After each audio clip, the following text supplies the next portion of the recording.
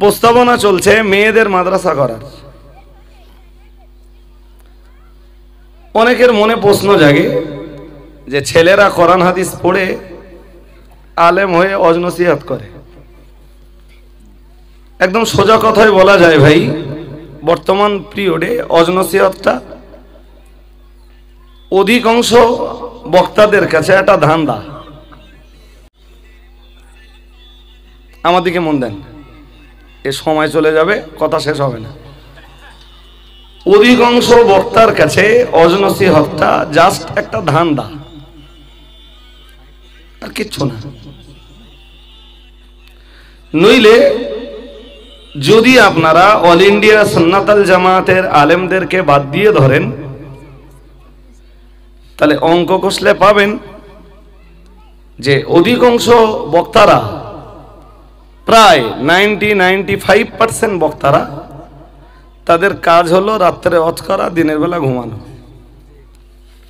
এ জাত জাহান্নামে গেল না জান্নাতে গেল, এ জাতির জন্য পরবর্তী প্রজেক্ট কি, চিন্তা ভাবনা কি, কিচ্ছু তাদের মাথায় নেই। দিনের বেলা ঘুমাও, সন্ধ্যার পরে বার হও। ঠিক বললে অত্যুক্তি হবে না, যেন সেই আচরণটা খানিকটা বলা যায় চোর ডাকাতদের মতো। রাতের অন্ধকারে বার হওয়া, কিছু কামাই করে আনা, ব্যাস নিজের আর নিজের পরিবারের চললে দ্যাটস এনাফ, যথেষ্ট। অল ইন্ডিয়া সুন্নাতুল জামাতের আলেমরা ওই নীতিতে বিশ্বাসী নয়। শুনুন, এই যে চোর বলেছি, ডাকাত বলেছি না, এ আমার কথা না, এ কথা লিখেছেন ইমাম গাজ্জালি ইহয়া উলুমউদ্দিন কিতাবে, খুব স্পষ্ট লিখেছেন। উলাইকা কুত্তাউত তারিক, ইমাম গাজ্জালি লিখেছেন, যারা ধর্ম ব্যবসা করে খায় অথচ জাতির কোনো চিন্তা চেতনা যাদের ব্রেনে নেই, ইমাম গাজ্জালি বলেছেন ওরা হলো এই উম্মাতে মুহাম্মাদির জন্য ডাকাত। এ কথা আমার নয়। যেই হোক, আর কেন ডাকাত বলেছেন তার তথ্য কোরআন হাদিসে লুকিয়ে রয়েছে। আমি সে কথা বলতে গেলে সময় যাবে। যেটা দরকার আজকের এই মজলিসে আপনাদের জন্য, সেটা হলো মেয়েদের মাদ্রাসা কেন করতে হবে। তারা তো ওয়াজ করবে না। আসলে আলেম হলেই তাকে ওয়াজ করে বেড়াতে হবে, এটা কোনো যুক্তিসঙ্গত কথা নয়, এটা মনে রাখবেন। এক, দ্বিতীয়ত দেখেন, রসুলের ইন্তেকালের পরে যারা রসুলের হাদিস বয়ান করেছেন, খুব মন দিয়ে কথাগুলো শুনুন, অল্পক্ষণে বলছি। যারা রসুলের হাদিস বয়ান করেছেন, নারী পুরুষ নির্বিশেষে সবাইকে মিলিয়ে দেখা গেছে যে মা আয়েশা সিদ্দিকা রাদিয়াল্লাহু তাআলা আনহা হাদিস বর্ণনায় তৃতীয় স্থান অধিকার করেছেন। রসুল বিদায়ী হজ্জে যে দেখেছেন 1,24,000-এর বেশি সাহাবী। কত? তা হিসাব কষে পাওয়া যাচ্ছে যে মা আয়েশা সিদ্দিকা দুজনকে বাদ দিলে এই 1,24,000 পুরুষকে ছাপিয়ে গেছেন। আমার কথা বুঝতে পারেননি? দুজনকে বাদ দেন, দিলে নিটফল কি দাঁড়াবে? এই 1,24,000 থেকে দুজনকে বাদ দিয়ে মা আয়েশা তাম পুরুষ সাহাবীদেরকে ছাপিয়ে হাদিস বয়ান করেছেন। দুজন কে আছে? একজন হলেন হযরত আবু হুরায়রা, আর একজন হলেন হযরত আব্দুল্লাহ ইবনে আব্বাস রাদিয়াল্লাহু তাআলা আন। এই দুজন পুরুষ সাহাবী মা আয়েশার চাইতে একটু বেশি হাদিস বর্ণনা করেছেন। মা আয়েশাকে রসুল যখন তার 6 বছর বয়সে বিয়ে করেছিলেন, উম্মাত তখনও বুঝিনি যে মা আয়েশার কতটা দরকার নবীর সংসারে। পরবর্তীকালে রসুলের ইন্তেকালের পরে যখন হাদিস বর্ণনার পিরিয়ড এসেছে, যখন মা আয়েশা এই হাদিস বর্ণনায় তৃতীয় স্থান অধিকার করেছেন, তখন উম্মাত বুঝেছে যে 6 বছরের হযরত আয়েশা রসুলের সংসারে কত দরকার ছিল। এটা পরে বুঝেছে, যদিও তার 18 বছর বয়সে রসুলের ইন্তেকাল। রসুলের ইন্তেকালের পরে যত মেয়েরা হাদিস বয়ান করেছেন, হযরত আম্মাজান আয়েশা সিদ্দিকা রাদিয়াল্লাহু তাআলা আনহা মেয়েদের ভিতরে প্রথম স্থানে। আর একটু মন খুলে বলেন, এটা মজার কথা নয়, মজার কথা, আরো মজার কথা আর একটা বলছি। হযরত আবু হুরায়রা হাদিস বর্ণনায় প্রথম স্থান, 5374টা। অন্যদিক মন দিলে হবে না বাবা, কথা শুনতে হবে। 5374টা হাদিস বর্ণনা করেছেন হযরত আবু হুরায়রা। কত? মা আয়েশা বয়ান করেছেন 2210টা। কত? জানতেন আরো অনেক বেশি। উম্মাত তার থেকে পেয়েছে 2210টা, আবু হুরায়রা থেকে পেয়েছে 5374টা। কিন্তু একটা মজার ব্যাপার, আবু হুরায়রার হাদিসের জ্ঞান ছিল প্রচুর, কিন্তু আবু হুরায়রা কোনো ফকিহ সাহাবী ছিলেন না। ফকিহ সাহাবী বোঝেন? বোঝেন না। এসব বোঝাতে গেলে সময় লাগবে, একটুখানি বলছি। হযরত আবু হুরায়রা একবার ফতোয়া দিয়েছেন যে রমজান মাসে রাত্রে বেলায় যদি কারোর গোসল ফরজ হয়, মেবি হতে পারে সে স্বপ্নদোষের কারণে হতে পারে, স্ত্রীত্বের হক আদায় করার কারণে হতে পারে। তো রমজান মাস মনে করুন খুব ঠান্ডা, সে গোসল করতে পারিনি, সকালবেলা উঠে গোসল করে যে রোজার নিয়ত রাত্রে করা ছিল, তার রোজা হবে কিনা আবু হুরায়রাকে জিজ্ঞেস করা হয়েছে। তা আবু হুরায়রা ফতোয়া দিয়েছেন যে তার রোজা হবে না। আপনারা কি বলেন, হবে? কিছু বলেন না কেন? চিন্তা ভাবনায় হবে। আবু হুরায়রার, হযরত আবু হুরায়রাকে জিজ্ঞেস করা হয়েছে, আর হযরত আবু হুরায়রা জবাবও দিয়েছেন যে তার রোজা হবে না। সে যেন ইফতার করে নেয়, সকালবেলা যেন কিছু খেয়ে নেয়, সারাদিন শুকিয়ে থাকা তার বেকার। ওই ফতোয়াটাই হযরত মা আয়েশা সিদ্দিকার কাছে এসেছে। তো মা আয়েশা সিদ্দিকা বলেছেন এটা যেন কেউ অভ্যাসে পরিণত না করে, একাদ দিন যদি এমনটা হয়ে যায় তো রোজা হয়ে যাবে।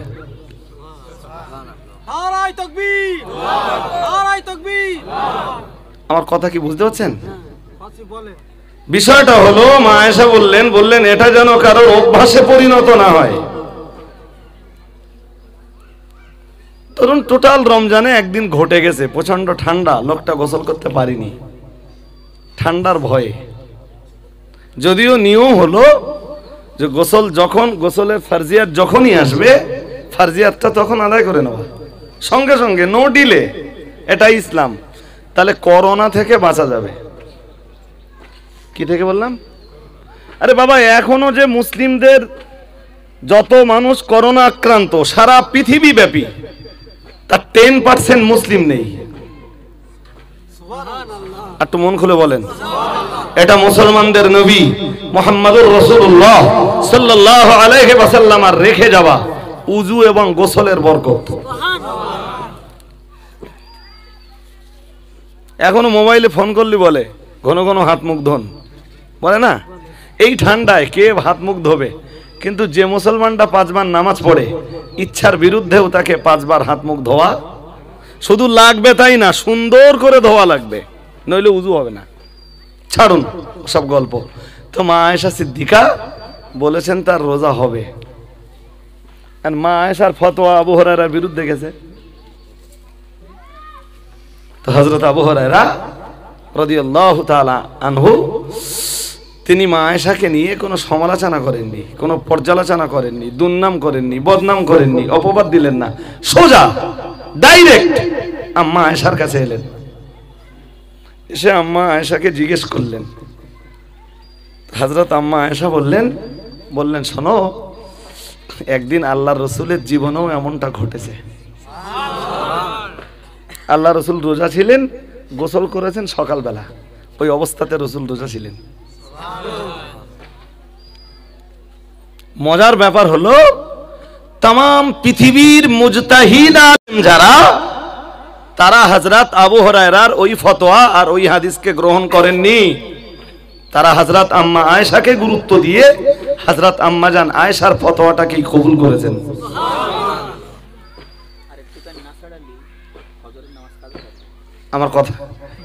আমার কথা কি বুঝতে পারছেন? এবারে আপনাদের মনে প্রশ্ন জাগতে পারে যে সেদিন কি রাসূলুল্লাহ ফজরের নামাজ নষ্ট করেছেন? মনে হতে পারে। আসলে দেখেন, নবীর এই নামাজ কাজা করাটা আসলে নামাজ কাজা নয়। অন্য মনস্ক হয়ে শুনলে বুঝবেন না। আসলে ধরুন আপনার নামাজ নষ্ট হয়ে গেছে, তা আপনি আদায় করবেন কিভাবে বলেন? ফজরের নামাজ আপনার কোনো কারণে পড়া হয়নি, আপনি কিভাবে আদায় করবেন? আচ্ছা, কাজা পড়তে হবে এই সিস্টেমটা কার কাছে পেয়েছেন? আমার কথা এখনো বুঝতে পারিনি। আরে বাবা, নামাজ নষ্ট হয়ে গেলে কাজা আদায় করবার সিস্টেম আছে, এই সিস্টেমটা দেবে তো নবী। আমার কথা বুঝতে পারেননি এখনো? তা সেই নবীর জীবনে যদি কোনো এক ওয়াক্তের নামাজ নষ্ট না হয়, তাহলে উম্মাত কাজা আদায় করার সিস্টেমটা পাবে কার কাছে? এই জন্যে নবীর নামাজ কাজা হওয়াটা, নষ্ট হয়ে যাওয়াটা আসলে নষ্ট হওয়া নয়, ওটা উম্মাতের জন্য আল্লাহর রহমত। কথা কি বুঝতে পেরেছেন? আলহামদুলিল্লাহ। আমার আজকের বক্তব্য ওই জায়গাটা নয়, বক্তব্য হলো যে উম্মাত, তামাম পৃথিবীর এই উম্মাতে মুহাম্মাদির মুজতাহিদ আলেম যারা, তারা আবু হুরায়রার মাসলা কবুল করেননি। নিয়েছেন কার ফতোয়া?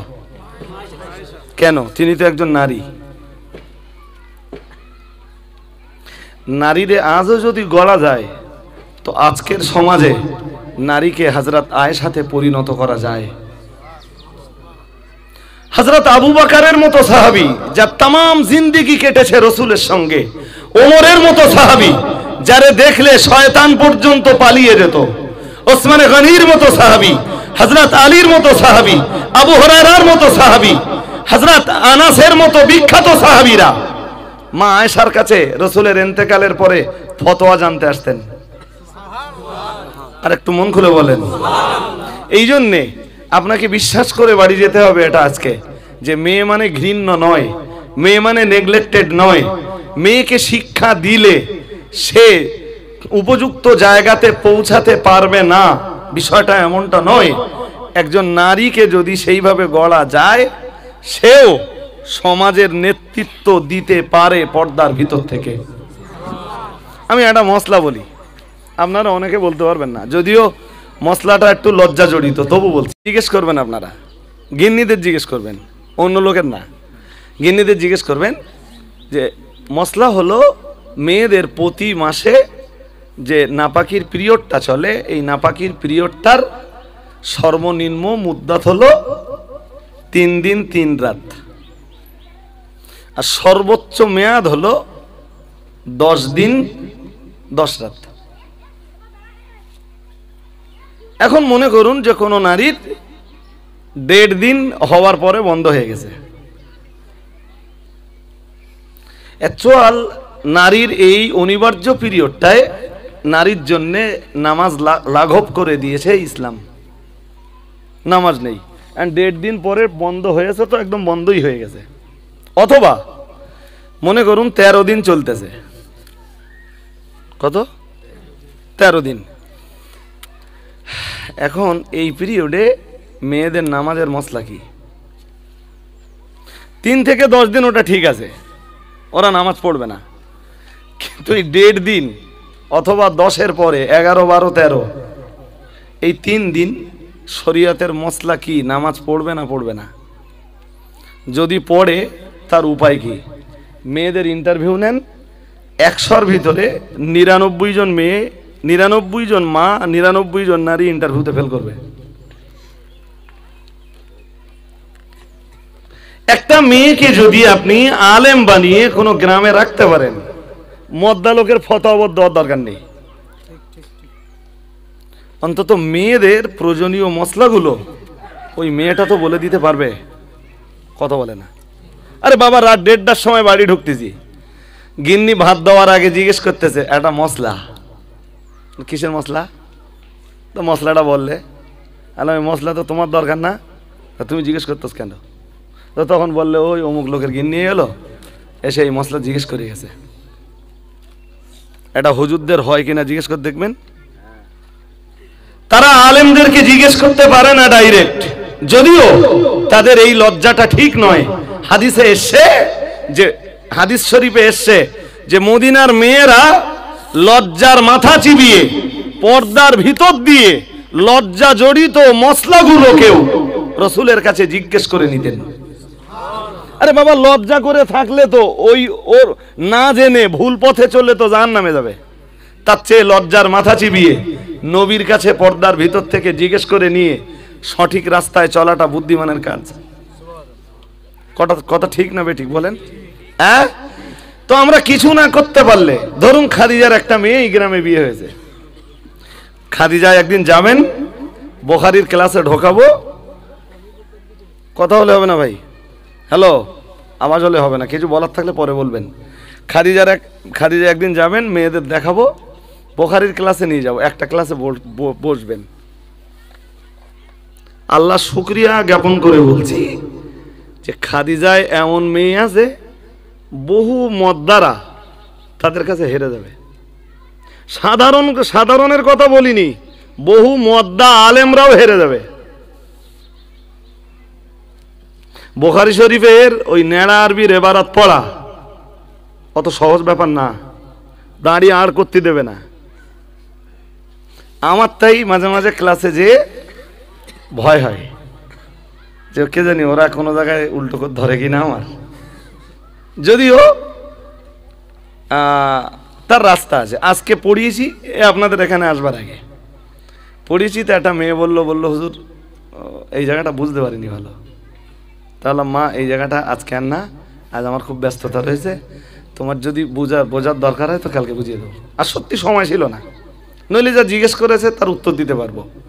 বুখারীতে হাদিস আছে ৭,২৭৫টা। কটা? আচ্ছা, আপনারা জানেন কটা? ৭০টা? তাও জানি না। আচ্ছা, খাদিজায় কোনো বই খতম না হলেও বুখারী খতম হবে। মানে একটা মেয়ে শুধু বুখারী শরীফ থেকে জ্ঞান নেবে ৭,২৭৫টা হাদিসের। এর উপরে মুসলিম আছে, আবু দাউদ আছে, নাসাই আছে, ইবনে মাজা আছে, তিরমিজি আছে, মুয়াত্তা আছে, তাহাবি আছে। এতগুলো হাদিসের কেতাব তারা পড়ছে রানিং। একটা মেয়ের জন্য 10,000 টাকা দরকার শুধু হাদিসের কেতাব। আমার 39টা মেয়ে, 38টা ছিল, পরে একটা ত্রিপুরা থেকে এসে যোগ হয়ে গেছে 39টা। সামনের বছর যারা বুখারীতে যাবে ওদের সংখ্যা। আর আমি সেই দিন শান্তি পাবো যেদিন খাদিজায় 1 বছরে মেয়ে বুখারী পড়বে 100টা। 100 মেয়ে বুখারী পড়ে ফারেকাত হবে, সেদিন আমার কলিজায় একটু শান্তি হবে। শুনুন, তো আমি যেটা বোঝাতে চাচ্ছিলাম, মেয়ের যদি গড়া যায় ভালোভাবে তো সে নারী পৃথিবীর বহু পুরুষের কাণ্ডলে দেবে। হযরত রাবেয়া বাসরীর কথা শুনছিলেন, হাসান বাসারি আর রাবেয়া বাসরি কোথাও যাচ্ছেন, তা সম্ভবত আসরের নামাজের সময় হয়েছে, তা হতে পারে মেবি। আপনাদের হয়তো জোহর জানা, আমার আসর জানা, আমি যেরকমটা জানি সেরকমটা বলতেছি। আসরের নামাজের সময় হয়েছে, তা হাসান বাসারি রহমাতুল্লাহ আলাইহি তিনি এই ওড়না বিছিয়ে দিলেন। হাসান বাসারি বেছালেন পানির উপরে দাঁড়িয়ে নামাজ পড়বেন। রাবেয়া বাসারি ওনার শিষ্যা, তো রাবেয়া বাসারি রুমালটা বিছিয়ে দিলেন শূন্যের উপরে। সুবহানাল্লাহ বলবেন না? আচ্ছা, এই পানির উপরে নামাজ পড়া, পানির সাথে তবু মাটির সম্পর্ক আছে না নেই? মাটির সাথে। তাহলে আপনাকে বুঝতে হবে হাসান বাসরি একজন ওলি, রাবেয়া বাসারি তিনি একজন নারী, তিনিও আল্লাহর একজন ওলি বান্দি। অথচ কোন মর্যাদাতে আল্লাহ তাকে পৌঁছে দিয়েছেন, যিনি শূন্যের উপরে রুমাল বিছিয়ে নামাজ পড়ছেন। সুবহানাল্লাহ। একটু মন খুলে বলেন। মা মারিয়াম যখন ভূমিষ্ঠ হলেন, মা মারিয়াম, তো ওনার মা মান্নত করেছিলেন যে গর্ভে যে বাচ্চাটা আছে এই বাচ্চাটারে বাইতুল মুকাদ্দাসের খাদেম বানাবো। যখন গর্ভ থেকে বাচ্চাটা দুনিয়া এলো তো উনি দেখলেন যে মেয়ে হয়েছে। তা একটা মেয়েকে তো মসজিদের মুয়াজ্জিন বানানো যায় না, খাদেম বানানো যায় না, ইমাম বানানো যায় না। খুব চিন্তায় পড়ে গেলেন, বললেন আল্লাহ তোমার কাছে চাইলাম ছেলে, তুমি দিলে মেয়ে। আল্লাহ উত্তর দিলেন লাইসা যাকার কাল উনসা, মারিয়াম তোমারে মেয়ে দিয়েছি এটা ঠিক, কিন্তু মনে রাখো এমন মেয়ে এমন নারী দান করেছি তোমার বহু পুরুষও তোমার এই মেয়ের সমতুল্য নয়। আর একটু মন খুলে বলেন। এই কারণেই আমি বক্তব্য গুটিয়ে ফেলছি, নামাজের জন্য ব্যস্ত হওয়াটা স্বাভাবিক। আমি যেটা বলতে চাচ্ছি সেটা হলো এই কারণেই আমরা মেয়েদের মাদ্রাসা করবার প্রস্তাবনা নিয়ে এগিয়ে যাচ্ছি। আপনারা কি রাজি হবেন? সবাই মন খুলে বলেননি বলো, আপনারা সবাই কি? আমাদের মোটামুটি এক্ষুনিকার প্রস্তাব এটা, এক্ষুনি বন্ধ করব না, আমরা এটা শিফটিং করব। কথা বলতে পারেননি? এইটা প্রশ্ন আসবে যে যদি এখানে মেয়েদের মাদ্রাসা করা হয় তো ছেলেরা কোথায় যাবে? এটা ভাইটাল প্রশ্ন এবং তার উত্তর দরকার। পাশাপাশি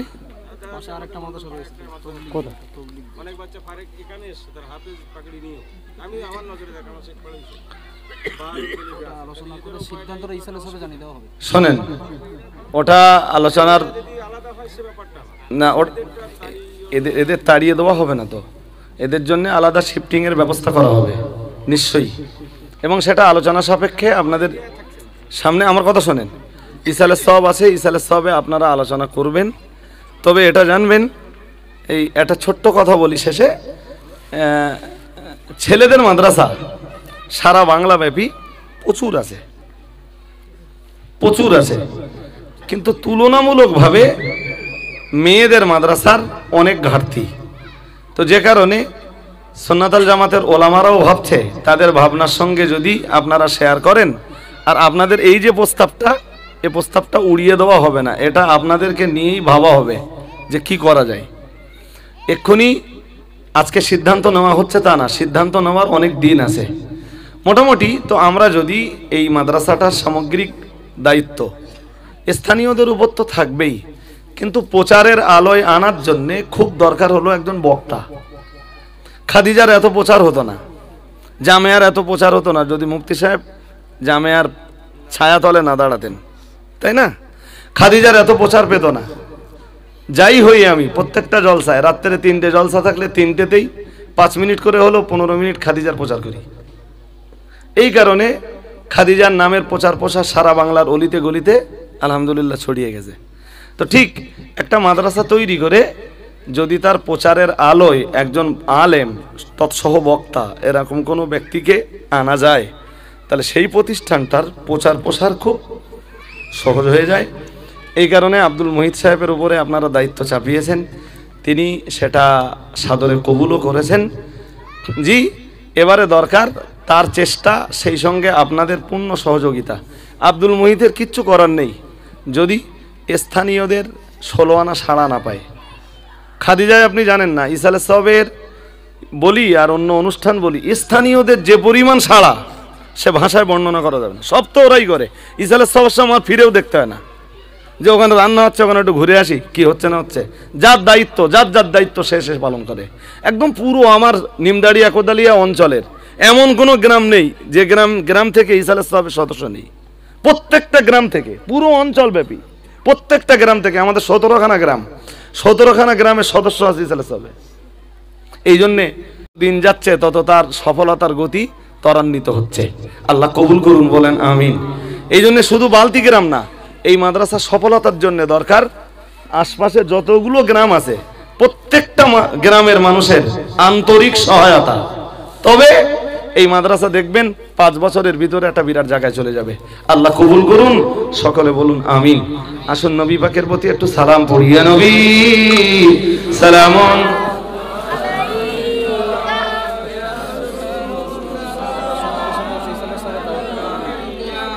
ইয়া হাবিবি সালামুন সালাওয়াতুল্লাহি নবীদের সরদার সাজিয়া মহান আল্লাহ বলেছেন, কোন নারী অথবা পুরুষ যেই হোক, যখন সে কোনো নেক কাজ করে, ওহুয়া মুমিনুন, ঈমান অবস্থায়, অর্থাৎ ঈমান সহ কোনো নারী অথবা পুরুষ যখন কোনো ভালো কাজ করে, মহান আল্লাহ বলেছেন, ফালানুহইয়ান্নাহু হায়াতান তাইয়্যিবাতান, তো আমি তাকে দান করি শান্তিপূর্ণ একটি পবিত্র জীবন।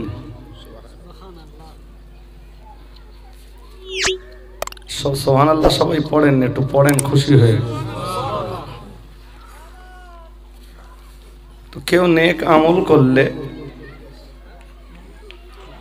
সে নারী হোক পুরুষ হোক, আল্লাহর পক্ষ থেকে পবিত্র জীবন লাভ করে।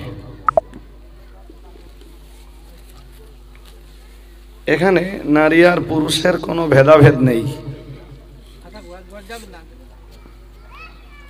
আমার দিকে মন দেন, আবার বলছি, এখানে নারী আর পুরুষের কোনো ভেদাভেদ নেই।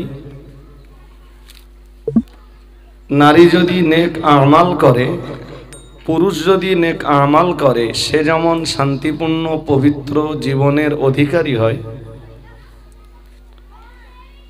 অনুরূপভাবে কোন নারী যদি নেক আমাল করে, সেও তেমন শান্তিপূর্ণ পবিত্র জীবনের অধিকারী হয়, অধিকারিণী হয় দুনিয়ায়। পরে আল্লাহ বলেছেন, ওয়ালা নাজজিয়ান্নাহুম, নারী হোক আর পুরুষ হোক, যেই হোক, নেক আমল করলে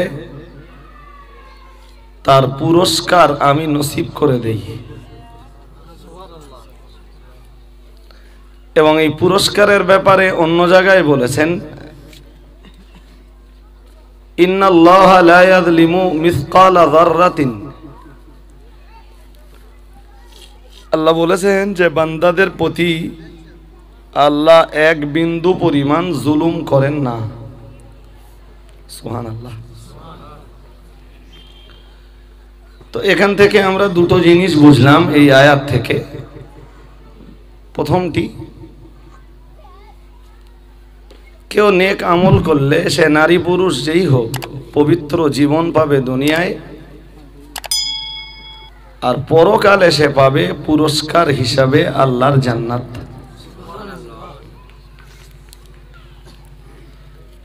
আমরা যদিও নারী আর পুরুষের খানিকটা ভেদাভেদ করে ফেলি, কিন্তু ইসলামে একজন পুরুষের জন্য তার আমালের পুরস্কার যতটা, একজন নারীর জন্যেও আমালের পুরস্কার ঠিক ততটাই, কোনো পার্থক্য নেই। এখানে মেয়েদের মাদ্রাসা করবার একটি প্রস্তাবনা চলছে। বসিরহাট ব্রিজ পার হলে টোটাল একদম বর্ডার পর্যন্ত আপ টু আপনাদের এরিয়া, প্রথমত অল ইন্ডিয়া সুন্নাত আল জামাত পরিচালিত প্রতিষ্ঠিত কোনো মাদ্রাসা আছে আমার জানা নেই। ছেলেদেরও মনে হয় নেই। আব্দুল মুহিত কোথায়? আমার চাইতে আপনাদের এলাকাতে যেসব আলেম ওলামারা রয়েছেন তারা ভালো জানবেন। আর অল ইন্ডিয়া সুন্নাত আল জামাতের প্রতিষ্ঠিত কোনো মাদ্রাসা থাকলে নিশ্চয়ই আমরা জানতাম, না আমাদের জানার বাইরে থাকবে? নেই। আমি এসে যদিও শুনে বুঝে নিয়েছি, এরিয়া পুরো মাতিন সাহেবের মতো পর্যবেক্ষণ না করলেও পর্যবেক্ষণও করেছি। তাতে যা ফলাফল দাঁড়িয়েছে বুঝেছি যে এই এলাকাতে আমরা বৃহত্তম কোনো প্রতিষ্ঠান গড়ে তুললে চলবে, আমার বাকি রহমত তো আল্লাহ। আমার শাকচুড়া বাজারের রিপোর্ট যদি শোনেন, একদম কাছাকাছি আমার দায়িত্বে 3টে মাদ্রাসা চলে। একটা খাদিজা, আর একটা ফাতেমা, সেটাও মেয়েদের, আর একটা ছেলেদের মাদ্রাসা চলে, তাতে প্রায় 200 ছেলে, হানাফিয়া মাদ্রাসা। এই টোটাল 3টি মাদ্রাসা একই 1 কিলোমিটার রেঞ্জের ভিতরে, অথচ কোনো মাদ্রাসাতে অভাব নেই, ঘাটতি নেই। প্রত্যেকটি মাদ্রাসা সুনামের সঙ্গে চলছে, আলহামদুলিল্লাহ। তো যেখানে বসিরহাটের ব্রিজ থেকে নিয়ে, আর এটা বালতি বলি, এদিকে বিথারি বলি, হাকিমপুর বলি, তরুণীপুর বলি, টোটাল এরিয়াতে সুন্নাত আল জামাতের প্রতিষ্ঠিত কোনো মাদ্রাসা নেই। তাহলে এটা আল্লাহর উপরে ভরসা করে বলা যায় যে আমরা দায়িত্ব নিলে বালতি মাদ্রাসাটা একটি বৃহত্তম প্রতিষ্ঠানের রূপ দিতে পারবো। বাকি দয়া আল্লাহর, ইনশাআল্লাহ বলুন।